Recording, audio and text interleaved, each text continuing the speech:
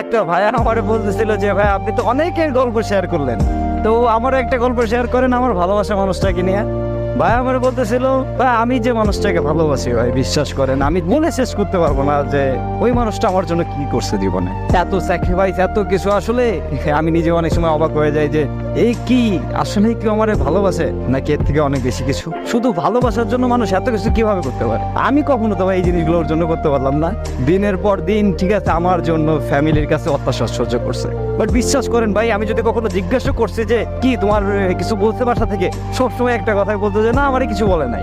আমারে কি বলবে? তুমি বলো দেয় কি বলবো মানে।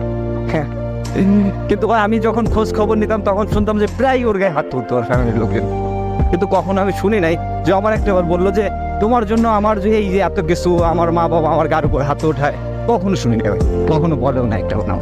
কত সুন্দর সুন্দর ছেলে পেলে, আমার থেকে সুন্দর সুন্দর চেহারা ছেলে পেলে তার পিছে টাঙ্কি মারে লাইন মারে, কখনো দেখিও নাই সে তাদের সাথে একবার কথাও বলছে। অনেক বড় একটা কপাল ছিল যার কারণে এরকম একটা মানুষ পাই, যার কাছে পুরো দুনিয়াটাই এখনো আমি। বিশ্বাস করতে পারবেন না আমাদের সম্পর্ক 6 বছরের। আর আরেকটা খুশির কথা শোনাই, সেটা হচ্ছে ও এখন আমার বউ।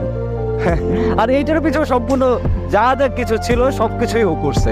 আমি যখন ওদের ফ্যামিলিতে ঠিক আছে জানাই যে আমি বিয়ে করতে চাই, তখন আমার চাকরি ছিল না, তখন ওর মা বাবা ডিরেক্ট বলে যে না বিয়ে দিতে পারবো না। তখন ও সবার সামনে একটা কথা বলছিল আমার এখনো পরিপূর্ণভাবে মনে আছে, আমি ওর সাথে চলে যাবো, ও আমাকে যদি রাস্তায় নিয়ে রাখে তাতেও আমি থাকবো, তোমাদের যদি ভালো লাগে তোমরা আমাকে দিতে পারো, আর যদি না দাও আমি নিজে চলে যাবো, আমাকে আটকাতে পারবো না। তো তখন কথাটা শুই না মানে এতটা ভালো লাগছিল আমার, আমি আসলে বলে বোঝাতে পারবো না যে এত ভালোবাসতে পারে কেউ। তখন ওর ফ্যামিলি ওর গার উপর হাত উঠায়, হাত উঠানোর পরে আমি ওনাদের অনেক রিকোয়েস্ট করি, তারপর ওটা শুনে নাই। ও তখন আমার হাতটা ধরে সবার সামনে বলতেছে চল। সবাই বলছে না যে তুমি কিছু করতে পারবা না, আমি সবার একদিন দেখাই দেবো যে তুমি কিছু করতে পারবা, তুমিই পারবা, তোমার দ্বারা সবকিছুই সম্ভব, আমি সেটা প্রমাণ করে দেবো। আমার কেন জানি ওর পর থেকে নিজের ভিতরে অন্যরকম শক্তি কাজ করতে থাকতো যে না আমার কিছু একটা করতে হবে, আমার কিছু একটা করে দেখাতে হবে। আমার ফ্যামিলি অবশ্য আমাদের দুজনকে মেনে নিছিল, অনেক ভালোবাসা আমাদের দুজনকেই, তো আমরা ভালোভাবে চলতেছে সবকিছু।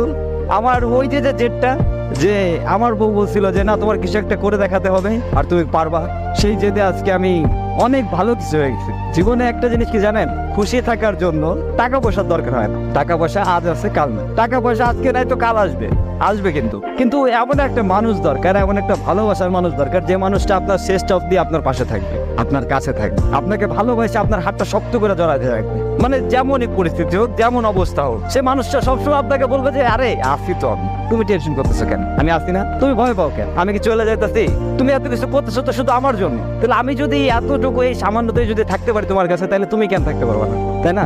তো থাকো তুমি আমার সাথে, এতেই হবে আমার, আর কিছু লাগবে না। জীবনটা ছোট, আর এই ছোট জীবনে ভালোবাসার মানুষটাকে পেয়ে গেলে যে আনন্দটা অনুভব হয় তা হয়তো বলে বোঝানোর না, আর বলে বোঝানো সম্ভব না। তবে শুধু এটাই বলবো যে ভালোবাসার মানুষকে পাওয়া কিন্তু আসলে একটা ভাগ্যের বিষয়।